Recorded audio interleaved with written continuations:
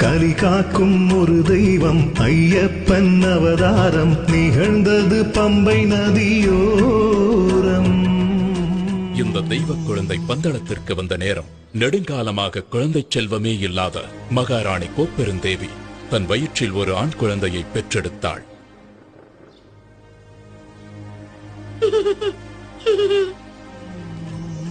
மணிகண்டனுக்கு கல்வி கற்கும் காலம் வந்துவிட்டது. அவனை குருகுலத்திற்கு அனுப்ப வேண்டும்.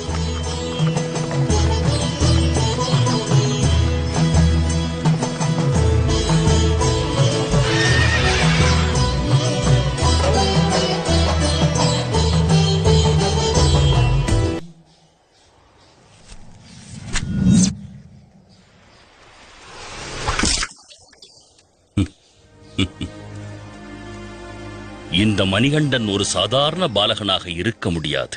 இவர் ஒரு அவதார புருஷனாகத்தான் இருக்க வேண்டும். இவருக்கு குருவாக இருந்து கல்வி கற்றுத் தருவது நான் செய்த பூர்வ புண்ணியம்.